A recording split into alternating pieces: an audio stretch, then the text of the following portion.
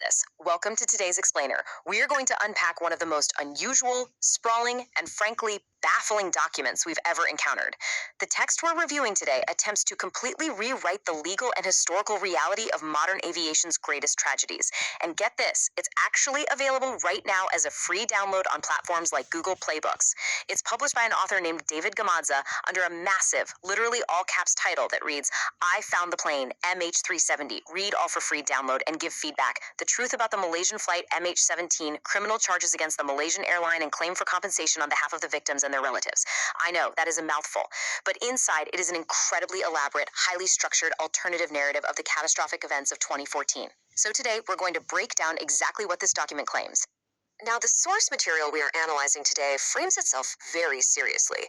It presents itself as a formal, legitimate legal pleading purportedly submitted to the International Court of Justice and Aviation Claims Tribunal. Visually, it mimics a standard legal brief perfectly. It's got a copyright notice, a case number, and a formal listing of the claimant and the defendant. But once you flip past that cover page, well, the claims inside are anything but standard.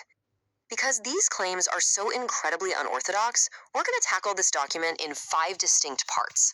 We'll cover the extraordinary pleading itself, the alleged financial motive, the MH17 gold theory, the claims about MH370 and a mysterious MH290, and finally, the ultimate legal demands. So, part 1, the extraordinary pleading. Let's look at exactly who is filing this document and what sweeping charges they're bringing to the table. While the document looks like a traditional legal filing, the author, David Gamadza, identifies himself with these completely out-of-this-world self-proclaimed titles.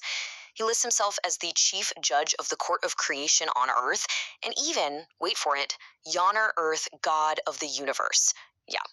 This immediately signals to us that we are stepping far, far outside the boundaries of a standard judicial complaint and diving headfirst into a highly personalized alternative reality. Acting ostensibly on behalf of 537 victims from the 2014 flights, Gamadza accuses the Malaysian airline not of tragic accidents or being caught in a geopolitical crossfire. No, he alleges calculated, coordinated crimes. We're talking premeditated murder, intentional passenger endangerment, and massive organized insurance fraud. The core thesis here is that these tragedies were entirely manufactured events, specifically designed to bypass severe operational and financial crises within the company. Which brings us to the big question, right? Why on earth would an airline intentionally destroy its own planes? Let's move to part 2, the alleged financial motive. According to the text, the airline was desperate. They were facing the incredibly costly decommissioning of several aging planes in their fleet, specifically the 28-year-old MH370, and what the author claims was actually a 32-year-old plane swapped in for MH17. The alleged plot centers around a decommissioning loophole. The idea was to intentionally orchestrate the loss of these older, virtually worthless planes to trigger massive insurance payouts and secure brand new replacement fleets from Boeing. And here's the crucial math the author uses to back this up. The text asserts that if a plane crashes and the passengers are recovered, Boeing would face a staggering $85 billion liability. But if a plane just goes missing, Boeing completely avoids that massive passenger liability and instead just pays out a $7 billion plane insurance policy to the airline. So the document argues that Boeing essentially incentivized the airline to make these planes and the people on them just completely disappear. With that supposed motive locked in, let's look at part 3, the MH17 gold theory. This is an entirely alternative history of July 17, 2014. This is where the document makes a total departure from established global facts. The official, widely proven narrative is that MH17 was tragically brought down by a book surface-to-air missile. But the claimant's allegation? Completely different.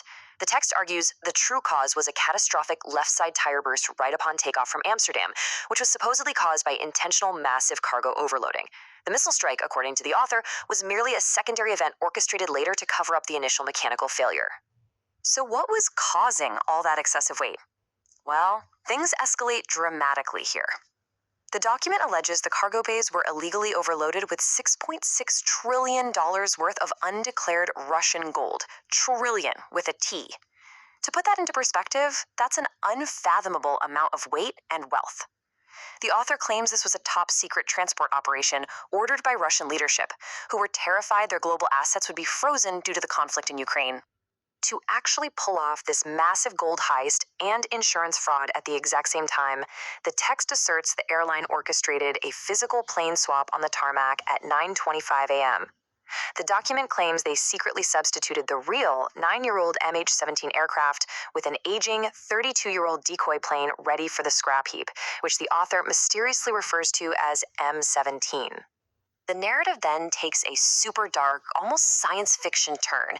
It features these bizarre first-person accounts from unnamed supposed accomplices. They claim a lethal chemical mixture of things called copper AET, alloy lead, and alloy gold was strategically loaded onto this decoy plane. According to the document, this material was designed to violently ignite upon the tire burst, effectively evaporating, their word, all evidence of the passengers, the gold, and the decoy plane's true identity. Just wild stuff. Next up, part 4. Let's dig into the claims about MH370 and a supposedly hidden flight, MH290. Rejecting the official, heartbreaking reality of an unresolved disappearance over the ocean, the claimant dramatically alleges a violent mid-air shootout. The text claims that exactly 24 shots were fired inside the MH370 cockpit by federal agents, specifically pointing the finger at the FBI, who were allegedly responding to a perceived hijacking, fatally wounding both pilots. Following this alleged cockpit shootout, the author claims the airline always knew exactly where the plane ended up. The text states they tracked the aircraft via military radar to the Beijing Sea, but intentionally withheld these exact coordinates from the global search authorities. Why do that? Well, according to the document's internal logic, actually producing the crashed plane would completely ruin the insurance scheme. The plane had to remain missing to guarantee that $7 billion payout. And the conspiracy just keeps expanding. To finalize this massive cover-up, the document claims a third, entirely separate Boeing 777, referred to as MH290, was brought in. The text outlines a literal step-by-step operation. This third airframe was rapidly oversprayed with wet white paint to hide its registration. Its flotation mechanisms, which the author weirdly calls trules, were purged so it definitely wouldn't float. And then it was deliberately sunk side by side with MH370 to confuse any future marine salvage operations. Okay, bringing it all together, part 5, the final legal demands. Let's look at how the claimants attempt to actually seek relief for all this in a court of law. Perfectly mimicking the structure of a real legal prayer for relief, Gomaja outlines a highly specific, very punitive list of actions for global organizations to execute. He demands the International Criminal Court indict the airline's board for crimes against humanity. He asks the UN Aviation Agency to instantly revoke their operating license. He demands Boeing disclose all of their insurance records and commands the Malaysian government to conduct a deep-sea extraction of the victims using the secret coordinates he claims to possess. But at the absolute center of this filing is a truly staggering financial demand. The claimant asks the tribunal to award $85 billion in compensatory damages. This money, the document insists, is to be placed in a trust for the families of the victims across all the flights. Oh, and plus compound interest, calculated all the way back from 2014. However, there is a very specific and highly revealing caveat to this seemingly altruistic demand. The document includes a formal notice of representation and contingency fees. The claimant, David Gomidza, writing on behalf of his organization Tomorrow's World Order, legally claims an 8% cut of that total award for his representational services. If awarded, that contingency fee alone would amount to an astonishing $6.8 billion going directly to the author.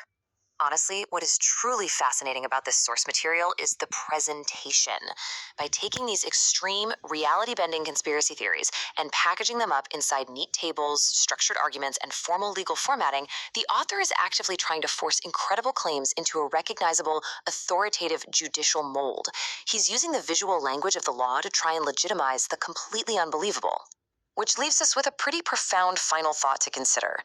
Explaining a document like this isn't really about validating its impossible claims, it's about observing human nature.